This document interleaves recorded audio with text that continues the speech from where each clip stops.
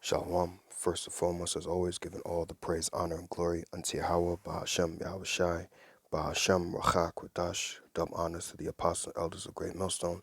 Peace and blessings to the hopeful elect. I just wanted to do a video on this because the Spirit put the Spirit on, uh, put the Spirit on me to do this video. The Lord put the Spirit on me to do this video, Salakia.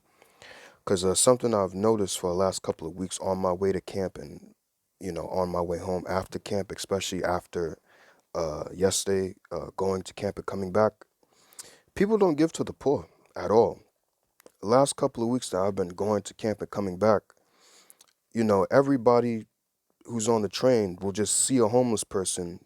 And, where I live is New York, Brooklyn, and all that.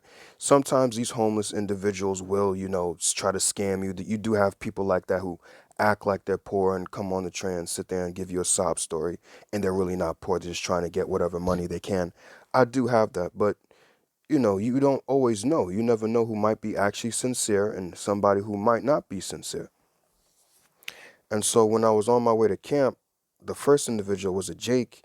I was just listening to a video on my phone, just minding my own business on the train. And this Jake comes and he kneels right in front of me. And then, as he kneels right in front of me, he actually, grazed me like he touched my knee. I was like, what the hell is he doing in front of me, just kneeling? And then it caused me to pay attention to him. He just started asking for money, like the typical, hey, I'm low down, I have no house, no job or whatever. Can anybody spare some change? And he said it loud enough for everybody to hear on that train. And nobody gave him a dollar. I was the only individual, as far as I know, from what I seen. Oh, Salakia for that noise. As far as I know, that uh, gave him. I think I gave him like $3 that was change in my pocket. And this is not to gloat or anything, but when you analyze it, it's like, let's say there is a sincere individual that comes on the train that is not a scam or anything like that. That's sincerely down his luck. He really is a homeless individual. And most of the time on trains, you have about at least more than 30 people, especially, during the early morning, especially the train I was on, it was packed in there. So it was more than 30 people, but let's just say about 30 people. You know that 30, if everybody on that train, including myself, let's say 30 people, give that man at least a dollar. That man could walk out of the train with at least $30 and get himself a good meal, maybe even get him a shower. I don't know the situation. But people don't, and if people look at you, and I've realized that throughout my entire life, Salaki for the ranting, but I just want to share the story, that I've realized throughout my life that anytime you give to the homeless and nobody else on the train gives money, people always look at you like, ah, shit, I should have given money as well. Or they look at you like, why are you giving him money? And it's like, why not? I'm fortunate. I have a job. I have a roof over my head. Why not give to somebody who's not as fortunate as me? Especially seeing as how, a lot of these people on them trains are probably Christians. Oh, I'm not saying the name neither, but JC this and JC that.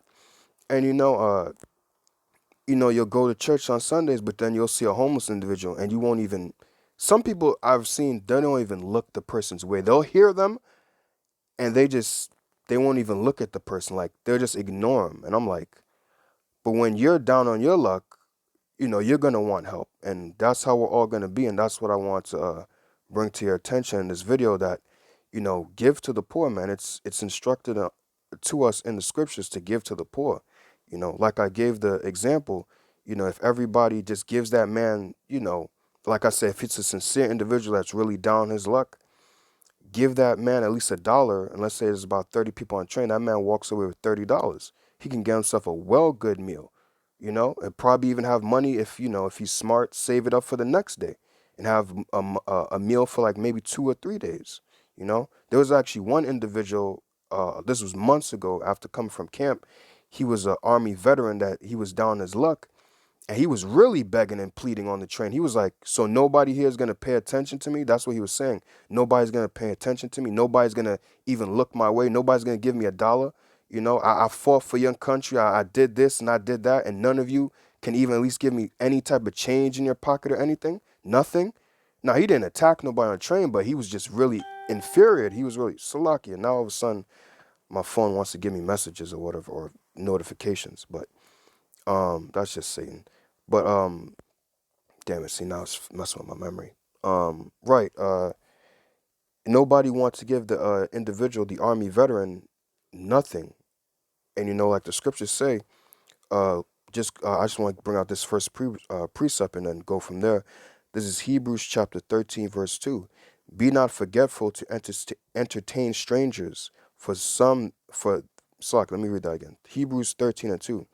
Be not forgetful to entertain strangers, for thereby some have entertained angels unawares. And the first individual yesterday when I was on my way to camp was a Jake, and he had like an afro. I think he had a little bit of a beard on him. And the spirit moved me to just, hey, give him the $3 that's in your pocket. So I gave him the $3. He was like, hey, thank you. And then he went on his way. But from what I seen, I don't think anybody else gave him $1. And like I said, this is not about me. But like I said, everybody can at least give that man at least $1, whatever change that you have in your pocket. Now I do know a lot of people have credit cards and things like that. But on average, let's be honest, mostly everybody has like some change in their pocket or, things like that. There's been times I found a few dollars in my pocket and some jeans. I'm like, oh, I guess I forgot about this, and things like that. But you never know that some of us may have entertained angels unaware, and that could be the Lord testing you to see what kind of spirit you're in, to see if if you have a generous spirit and things like that. And these are things that you Christians don't pay attention to in the scriptures as well.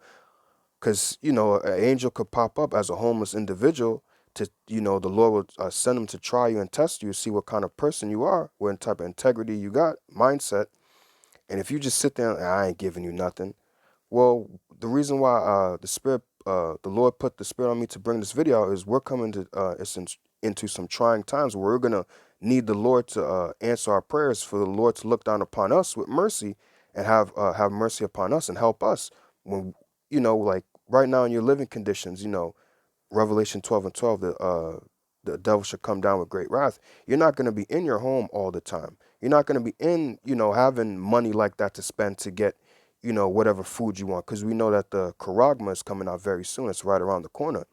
So the same way these homeless individuals look to you and ask you and, have mercy upon me, give me a couple of, could you bless me a couple of dollars, is the same situation that we're going to be in. And not just us, but everybody's going to be in. And you're going to want the Lord to look upon you with favor and answer your prayers, have mercy upon you and feed you in the time of tribulation, to feed you when there's a lack of food going on. And a lot of people don't do that on the trains, or anytime a homeless person would come by. you know I try to at least give what I can give, depending on how much money I have in my pocket, or how much money I have. And actually that'll lead me to this next precept in the book of Tobit.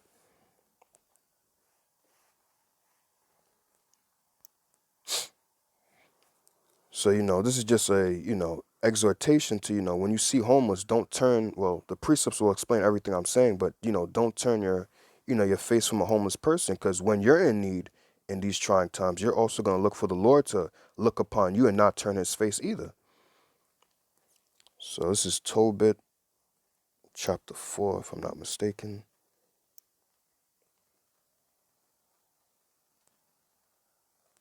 Yeah. Tobit chapter 4, verse 7.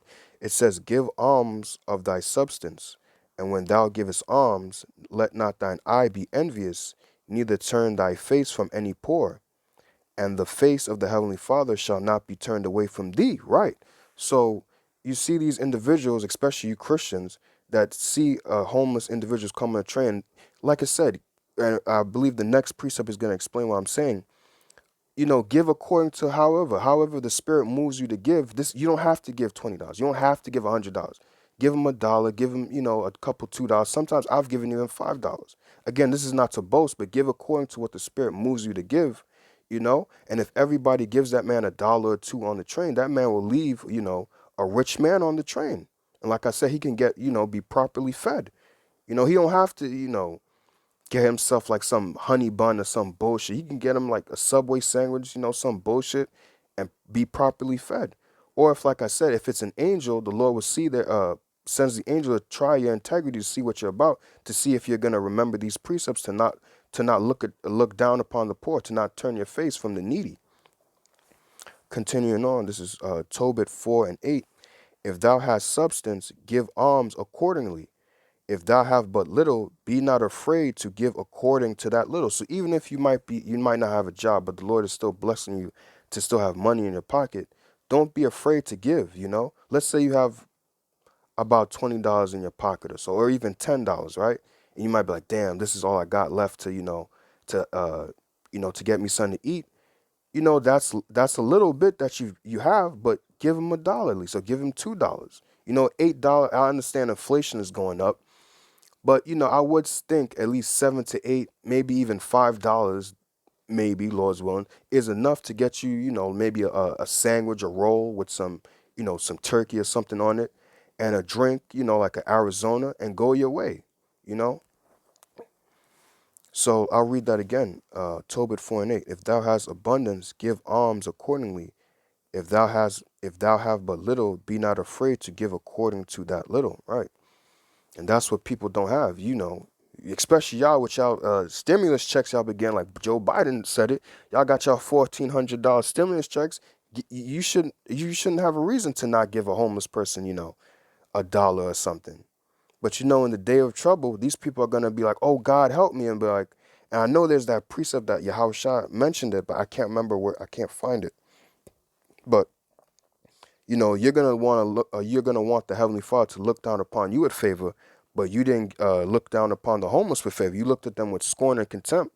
And I have an individual in my family that says that a lot of times. She'll sit there and say like, "Oh, because they didn't get a job, that's why they're homeless." Well, you don't know this situation, because I've actually had some homeless people come to me and sit there and say, now, again, whether they be sincere or not, you never know. But there are some that have this story that actually true, that say, listen, yo, I was a well-off dude. I actually had everything. And they just got into an argument or something with their wife. The wife divorced them, took everything they had, or whatever situation they had. And this is why I'm homeless now. But I was just like you. Don't look down upon me like I'm nothing. At one point, if you had seen me a couple of months ago or a year ago, I would have looked just like you, like a normal person in your eyes. But it's just because I lost everything now, that now I'm down and out, or I'm down on my I'm in this low position now. So some of those individuals, not because they didn't go to school or whatever, that's why they're homeless. Some of them actually had a job and everything, you know and it's lucky. All right, just gonna get a couple just a few more precepts, and then that will be it. So since I'm already in the Apocrypha, let's go to Ecclesiasticus, or the Book of Sirach.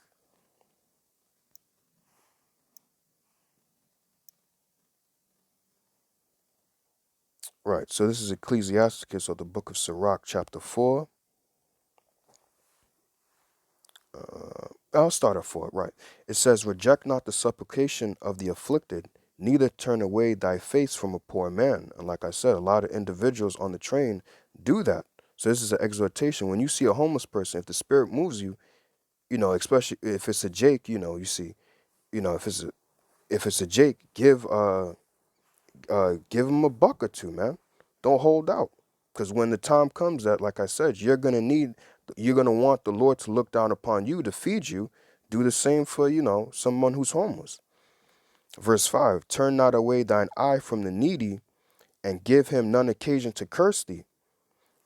For if he curse thee in the bitterness of his soul, his prayer shall be heard of him that made him." Right. So if nobody had given that man $1 on the train, that man would have, just like the example I gave a little earlier with the army, the retired army veteran who was down and out on the train. That him sitting there saying nobody can help me is like a curse to the Most High. It's like, yo, what the fuck? Nobody here could give me $1 or something. Nobody's gonna look my direction, you know. And that the Most High will hear that and be like, okay, so what's up? I know all y'all got jobs, y'all got y'all stimulus. What's up with y'all? Why can't y'all give this man $1 or something? You mean tell me none of you have nothing to give? And then the Most High is gonna look at you, and when you're in need, why should I give you anything? When somebody who definitely needs something, you didn't look at him with any favor, so why should I look upon you with any favor? Next precept is gonna be Proverbs.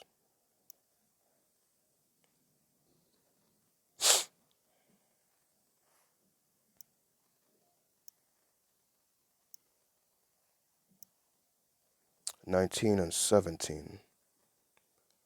Proverbs 19 and 17. He that had pity upon the poor lendeth unto the Lord, and that which he had given, he will repay him again. Let's look at that in the NLT version. It says in the NLT, if you help the poor, you are lending to the Lord, and He will repay you. Right. So when you look out for the homeless, the Lord's gonna look out for you, especially in the times that we're coming into, man. And we're definitely gonna need that. So don't turn your eye from the needy, right? Like some individuals. Like I said, some individuals look at you giving to the poor, and you could tell when you look into their eyes, they feel guilty because they haven't given anything, or they'll look at you like, why did you give anything? Because I have to give. Why not give? Why would I look down upon him? Because like I said, because we know the prophecies, I know when I'm in that situation where I don't have anything, I'm going to want the Lord to answer my prayers and to look upon me with favor and have mercy upon me. Because we're all poor, we're all afflicted. Just because you may have a nice home or any nice home and a job does not mean that you're not afflicted. The whole nation of Israel is afflicted. The whole nation of Israel is poor. We don't have our riches. We don't have our home. So it behooves you to look down upon the homeless who definitely don't have nothing. But don't want to ramble, but just want to exhort you to look upon the homeless. You never know, you may have entertained an angel, or just the times that we're coming into. You want the Lord to look upon you with favor, the same way that homeless individual is looking upon you to look upon them with favor and to have mercy. So pray that this video is edifying. I want to give all the praise, honor, and glory unto Yahweh, Bahashem Yahushai, Bahashem Rachak Kudash, Shalom.